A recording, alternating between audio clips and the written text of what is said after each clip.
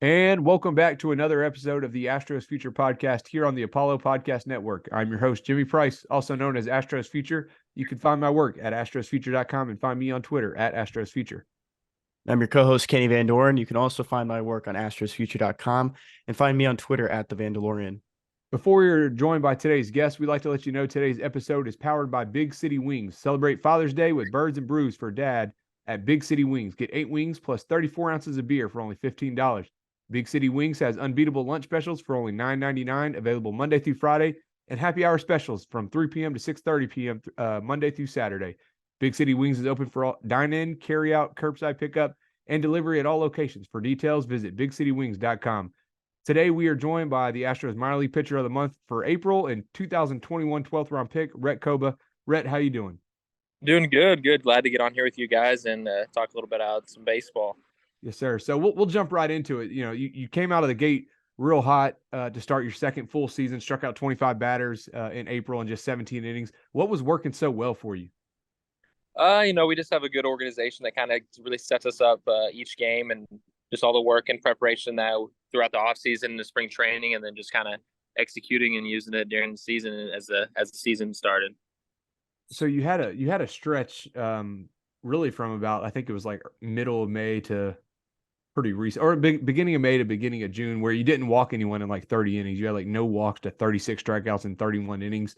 The longer that went on, like, is that something that you recognized and kind of like felt like it was a pressure on you to not break that streak? I tried not to worry about anything like that. I just try to go out there each day and just kind of execute what I have. But the walks are probably the most thing that irritates me the most about, because it's something I can control every time. So not walking people, I definitely notice, and because when I walk someone, it's such a big deal to me. Mm-hmm. And that's something I was wondering about too, like just other prospects, other just minor leaguers. Do you guys just try to avoid looking at your own stats, or is that something you want to keep up with? It's funny because it's different with each guy, going guy to guy. Some guys kind of like to know where they're at. Some guys don't. Most of the guys here, we'll joke around about it with each other, just kind of like a competition thing, which is really nice. But personally, for the most part, I try not to look at it just because I'm very superstitious about everything. So Uh-huh. if I just look at it, I think like I'm just like setting myself up to kind of mess with everything. On the competition side, like can you give an example of somebody you had like a little competitive edge? I mean, he's like the maybe total strikeouts or something. Yeah, so me and Spencer actually, and Spencer and Colton and like a bunch of the other, most of the starting pitchers, we all kind of have a little thing about just like it's kind of more friendly than it is as like a serious thing, but it's always, it's cool to have a one up on guys that you're with every single day. So that's one thing. And me and Spencer actually, we're talking about that, like kind of because like obviously didn't have the best start that he would have liked, but obviously as lately everybody's seen, like he's just as dominant as he always is. So Mm-hmm. and so that was kind of one thing me and Colton always joke about with him. It was about like kind of how that was going and like how we were like, and it really, and like, obviously it's, I don't know if that's the reason why, but we like to joke and say that's what kind of like pushed him to kind of help get back to how he does. Yeah, and I know I was looking at the totals today. I think maybe like him and Gordon have 62 strikeouts, and I think you have 60. So y'all are all right there in that range. Yeah. Yeah, it's always fun. It's good to keep the competition, keep kind of just the joking around, because obviously, like, it's still a job, and we have to execute and like do our Mm-hmm. stuff every single day. But anytime you can kind of bring a laugh or just something that really kind of helps give a little boost of motivation is always good for us and everybody in the clubhouse. And jumping back into that, superstition, I know, like, Jimmy and I, we post a lot about stats online. Some of those guys like yourself, you see those. Do you just try to like avoid maybe those kind of social media posts about how well you're doing, or if you're in a good stretch? Um, I mean, I'm not gonna lie. I love seeing posts because that just means that somebody, whether it's me or anybody else in the org, is doing good, and I love just to see guys that I know have put the work in all the time and seeing them like doing well and it getting exposed by you guys. Which thank you guys for all that you guys do. It's good to see that, and obviously get to see guys. But for me, I try to. I don't avoid it because like my parents and some people send stuff to me, so it's. But Mm-hmm. I've deleted Twitter. I'm not on Twitter right now. Just kind of something. Just because one, I can find myself scrolling on it for a while, but also just kind of Mm-hmm. to avoid all those other distractions or whatever. For sure. Gotcha. Yeah. So jumping back over to spring training, you mentioned a little bit earlier about getting you prepared for your second full season. Were there any adjustments you kind of made to your arsenal? Any changes to delivery that's really played into more success? Um, I wouldn't say so. It was just kind of more just like I don't want to say perfecting because I'm still a long ways and from doing that, but it's just kind of really just finding what stuff works in different counts, what against different hitters, right, left, up, down, all that kind of thing, and just really honing in and like trying to just really execute those each and every time was something that really kind of just I probably would say the biggest thing for me. Then obviously some other stuff like in the weight room or with strength and conditioning size really kind of help. I say kind of push me and give me a little boost going in to start the year. So at the end of the last season, you got the opportunity to play in the Arizona Fall League. What were your thoughts on having the extended season, and what played into the Astros' decision to send you out there? Well, I got a slow start to the year, a little banged up in spring training, but nothing serious at all. And so I was able to still manage to get a lot of innings throughout the year, but obviously there's probably a little more they wanted to see. And so I was obviously blessed to have that opportunity. And then going out there with, I mean, it was awesome. Obviously, it's a little longer year from February all the way to into November, but it was fun. I got to meet a bunch of great people, create some cool relationships with different orgs, different teams, and just having guys all over the country now that I get to watch and cheer for and root on as they kind of go through their careers and through the season. So I have nothing bad to say about it. Arizona's a great place, and obviously, I mean, we won, so that was really another boost to going out there. And when you were with the Surprise Saguaros, I mean, your head coach was Mickey Story, AAA manager now. I mean, he could be your manager in the future down the road here. He was a major league pitcher. I mean, did you pick his brain at all and just kind of learn about what you needed to hone in on while you're focusing to get to that next level? And my second question to that is that all the fellow Astros prospects you're with, I think they're all in AA now. And so what was that kind of like to play with just your teammates for the next season? Yeah, so I mean that was cool. Like you said, we started all 8 that went out to Arizona. We're all there. Even our strength and conditioning coach Matt Jones was there, which was pretty fun. And like you said, Mickey is awesome. I hope you guys have gotten to talk to him a little bit. He's a great guy and really kind of it was a great feel with everything and a good leader for us as we obviously went and won the AFL championship. But yeah, I talked to him, Mickey, about as much as I could. You know, he's obviously with the position players a little bit more, so it's kind of hard to kind of sneak in there, but.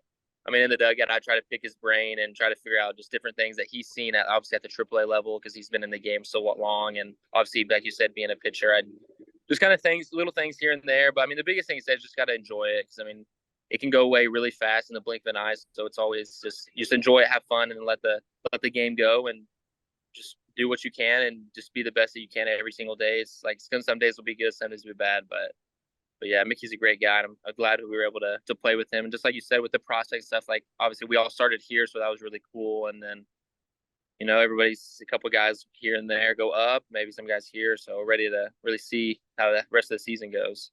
For sure. So my next question, kind of just going off that AFL real quick. I know Scott Schreiber had the walk-off hit. I mean, what was that kind of like to have like your teammate do it? I mean, you guys were probably going the craziest around him. Yeah, that was a really cool game for us because Colton Gordon obviously started for that game, so that was one of our guys. Matt Rupenthal threw, which was really cool to see him throw in there, and then like you said, Will and Schreiber were both in that last place, so that was obviously a little cherry on top for the Astros guys to kind of get the job done there and to win that game. So the Astros like to implement tandems for their starting pitchers, but this year I was looking at, I think out of 11 outings, you've started 9 times. Is there like a rhyme or reason behind you getting so many starts? And do you have like a preference of starting versus pitching out of the bullpen?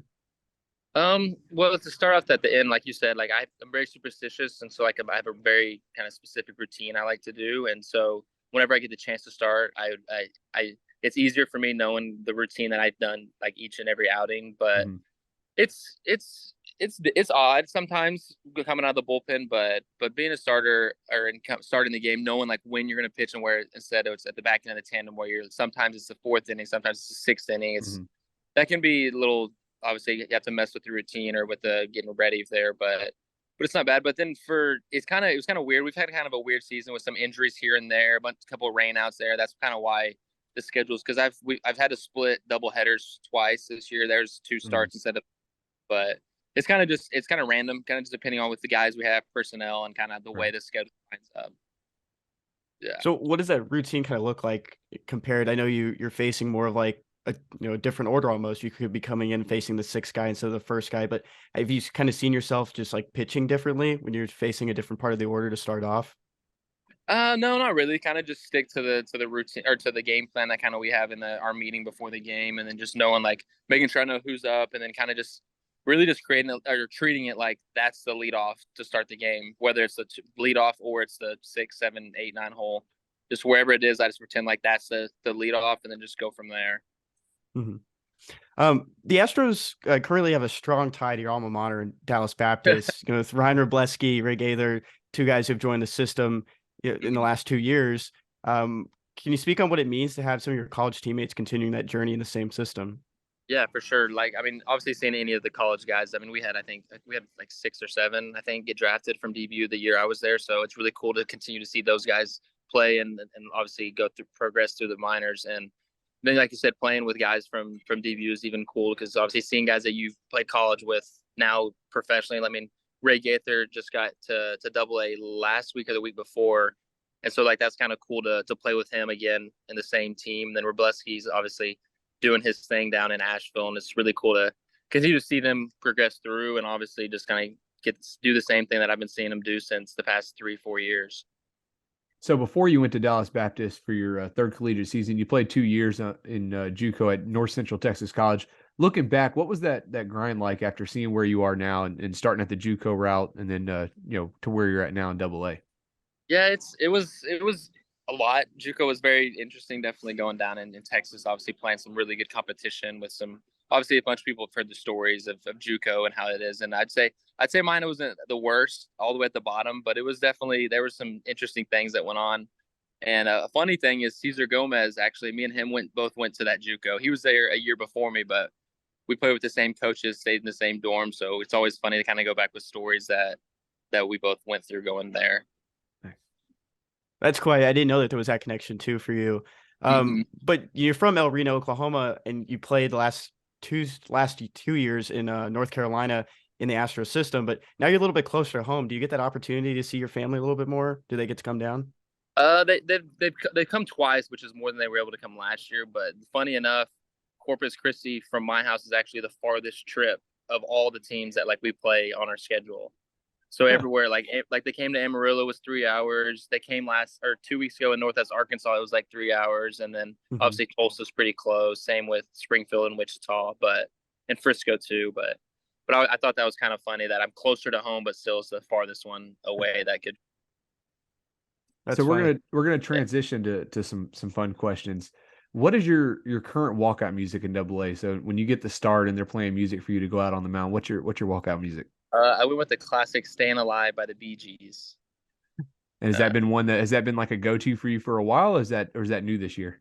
It was new this year. I just heard it a couple of days before the season. I was like, well, I mean, we're all just trying to stay alive in this game, so I thought it'd just be a good fit and a little upbeat. The fans. Hopefully, it's a classic, so I hope people like it and kind of really help get the fans going, maybe a little bit.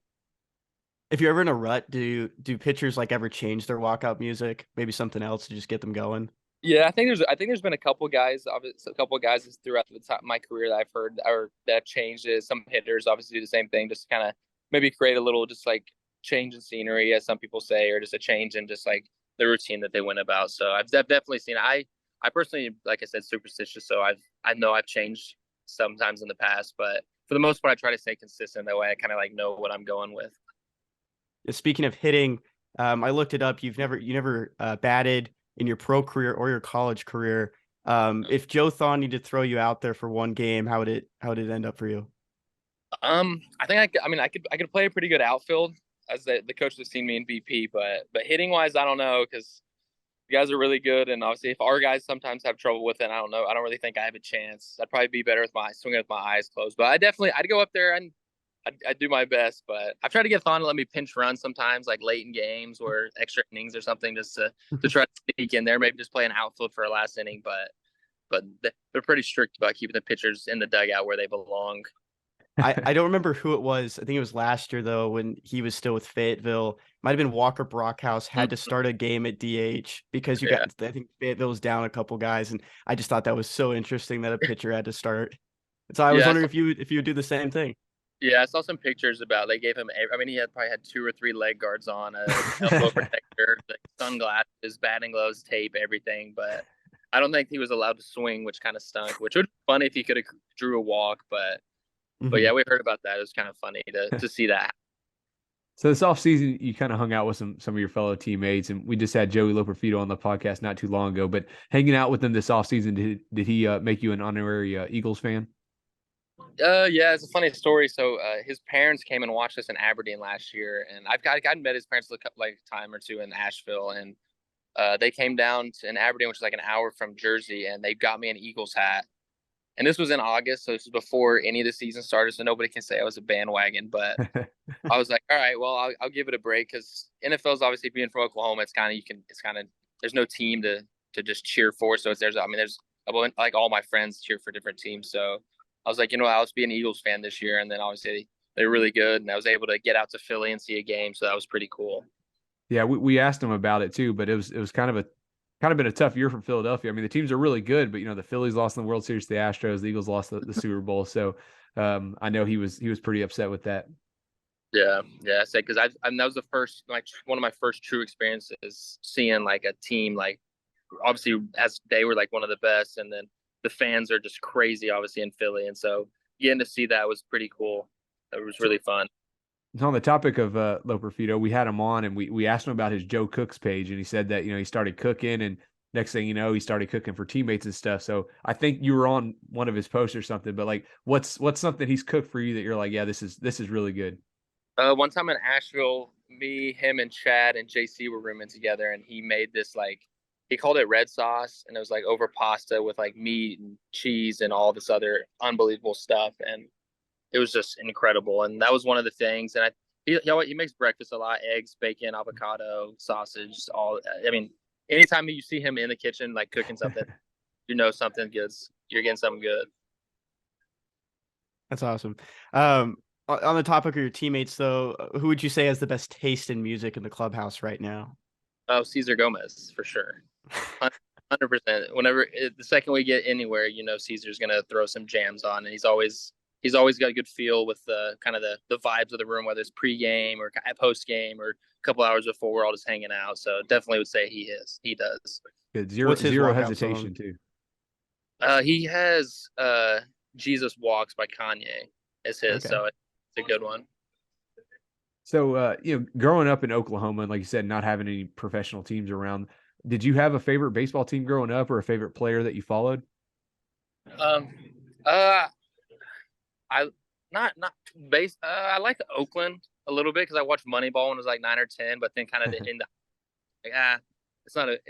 I was just like, well, hopefully I play professionally, so I'll just kind of just cheer for baseball at that point. But I liked Oakland growing up a little bit, and then player wise, I liked A-Rod a little bit, but nothing too crazy. Kind of as I got later in high school, I was more of a pitcher guy, so seeing that's like Scherzer, or I loved watching Greg Maddux highlights, even though I was a little too young to see him in person. That was cool to watch. My dad was a Braves fan growing up, so he obviously saw the Maddux, Glavine, Smoltz trio, and hearing some stuff about that was always cool. Did you ever make any trips down to Arlington growing up? Is that like any of the stadium you visited? Yeah, I think I went there 2 or 3 times. I think I saw Ichiro play one time when I was like 5 or 6, which was pretty cool. Went there a couple times in like baseball tournaments. We'd go and catch a game there with the team, and then we went to Kansas City once, and that's really about it.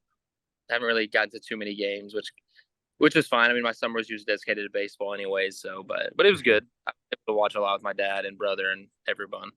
Well, you definitely get to watch plenty of baseball now. Yeah, that's for sure.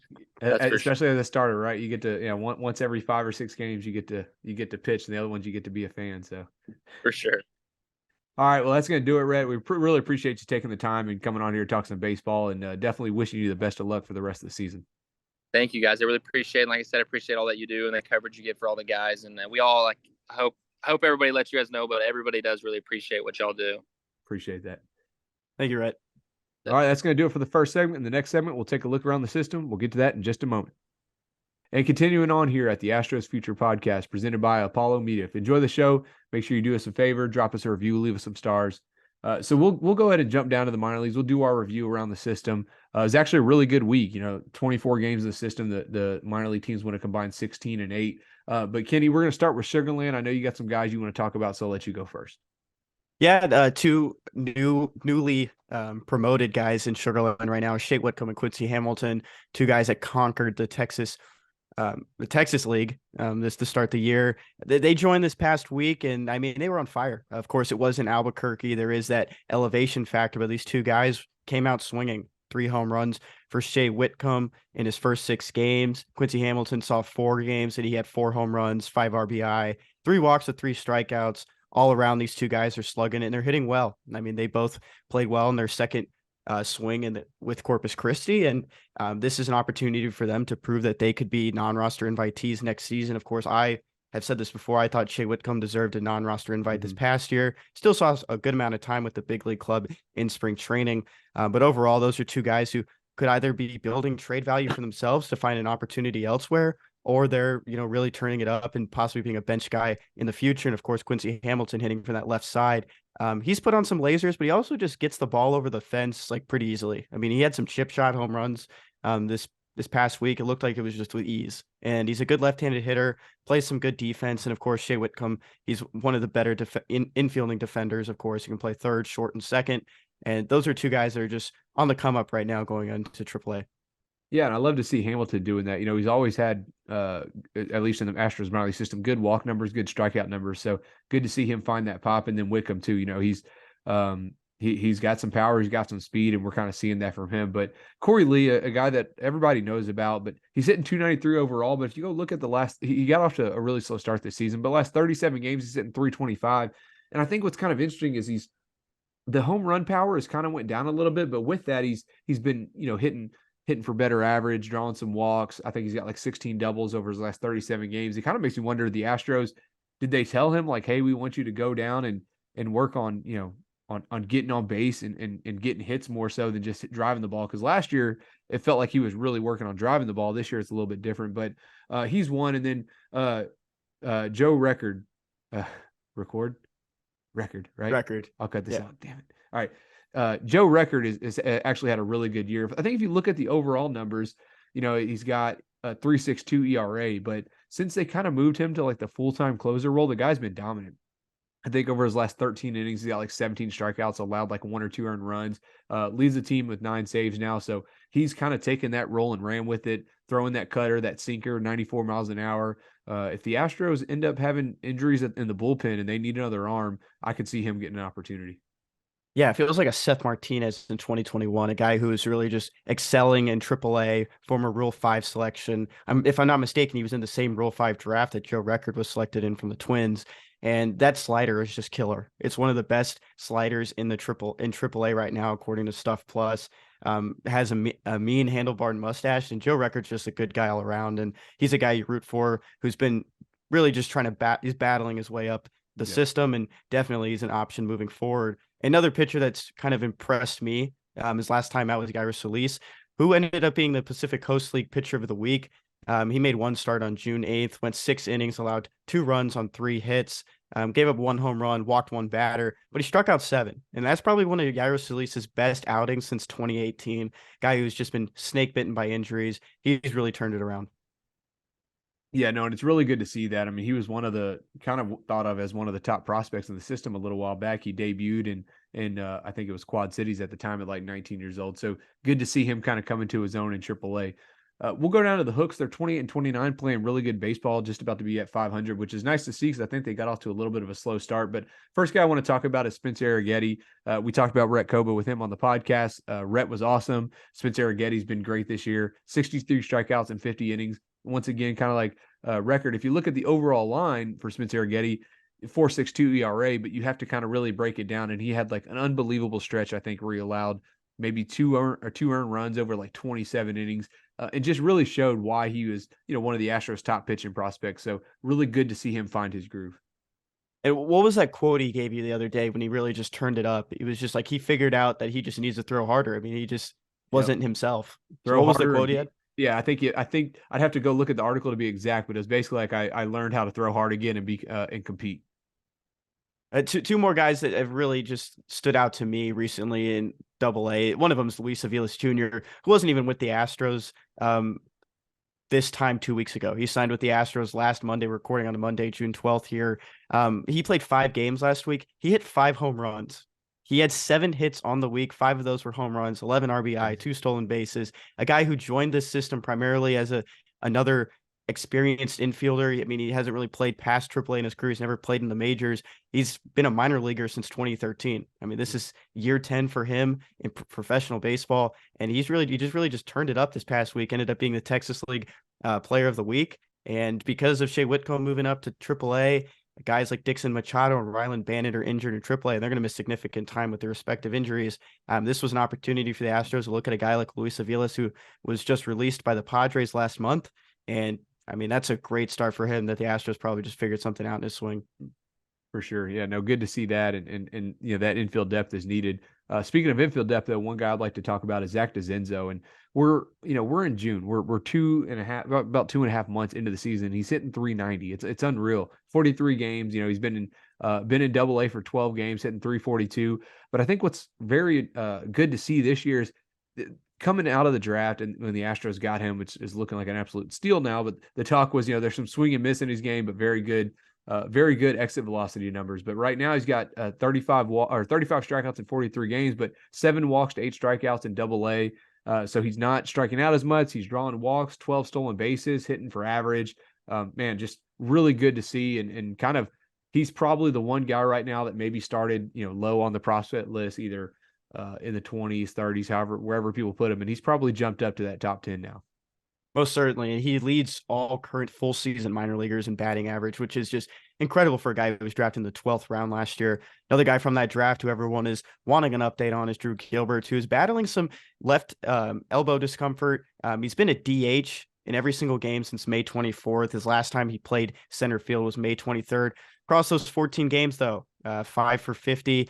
Really just, you know, I think that injury is really just kicking in here. That's a 100 batting average with a 374 OPS. Has walked 12 times with those 15 strikeouts over 14 games is kind of uncharacteristic from the success he had early on. His last extra base hit came via a home run on May 21st. So overall, I mean, it's just pretty obvious that he's still battling something there with that elbow. Yeah, and you know, I mean, it's nice to see him playing. It's unfortunate he's not, you know, hitting as well, but we saw what he can do, and whenever he gets that healthy, if he's at least still in the lineup, makes me think that it's not something too serious, something he could just kind of work through. So hopefully he'll get that back going. We'll go to Asheville, 24 and 29. Same thing. They've kind of been playing some good baseball. I think this week was a little bit more rough, but overall, you know, creeping up to that 500.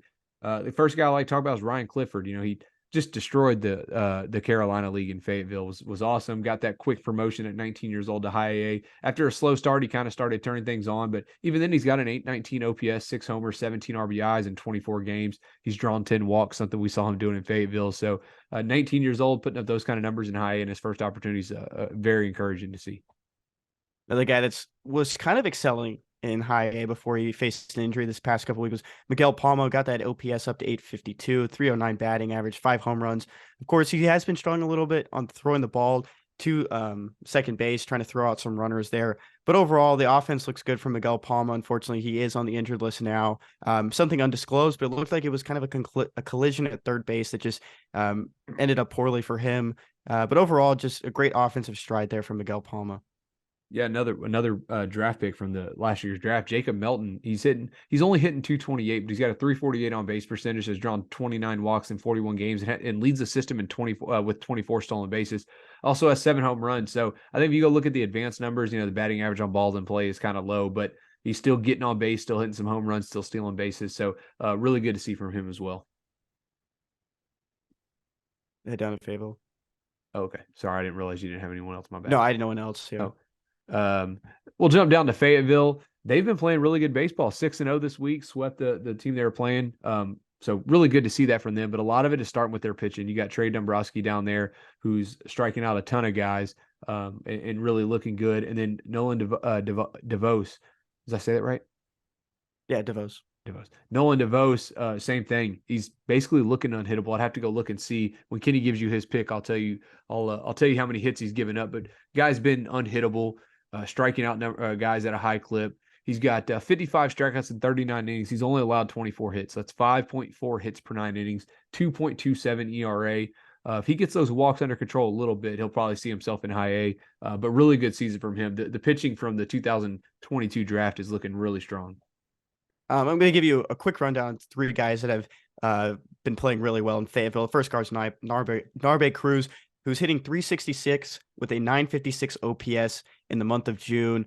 5 doubles, 1 home run. Everything's clicking for this guy. He had a 594 OPS across 26 games in May. He's really turning it around in his first year of affiliated ball. I mean, he was a guy who was probably competing for Carolina League Player of the Week. Another guy that's really standing out to me is Nick Swanson, 16th round pick in the 2021 draft. He has a 2.68 ERA over 43 and 2/3 innings with 47 strikeouts this season. Of course, he's in his age 23 season, a little bit older for single A, but in his last time out, he had 6 innings of 1-run baseball with 5 strikeouts. Not the biggest strikeout pitcher, but everything's clicking for Nick Swanson. I think Asheville could be calling his name soon.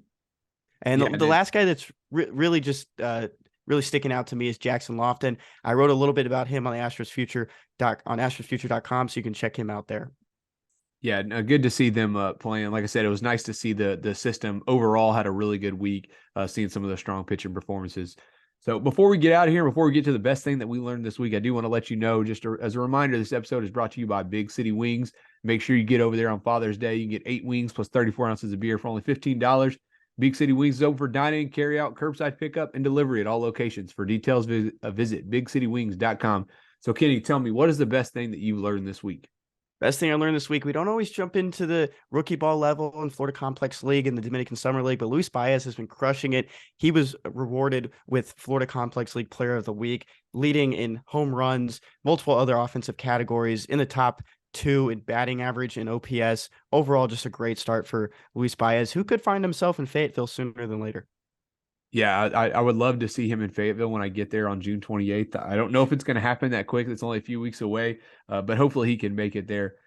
Looking at the best thing I learned this week, I know we talked about it a little bit, but one thing I guess I got to talk about is there was a question on Twitter about who would be a player that would have made the Hall of Fame if not for injuries. And the first one popped to mind was Grady Sizemore. I don't know if people listening remember him, the outfielder for the Indians, but was phenomenal up until like age 25 season, had more than 25 WAR, over 100 home runs, over 100 stolen bases, phenomenal outfielder, ended up getting hurt and unfortunately just never got back to that. And then one other thing Kenny brought up, I did tweet about it not that long ago, but it was Miguel Cabrera, and phenomenal numbers up until like age 32. And since then it's really kind of been a downstretch, but in that downstretch, I think of 4 or 5 seasons, he made like over $200 million. So he's still getting his money. That's all that matters. He's still going to be in the Hall of Fame, one of the best hitters we've seen. But that's going to do it for today's episode. So if you haven't already done so, please be sure to subscribe to the podcast on iTunes, Spotify, wherever you listen to your podcast. As always, thank you so much for listening. We look forward to having you back for our next episode of the Astros Future Podcast, covering your Astros in the minor league system.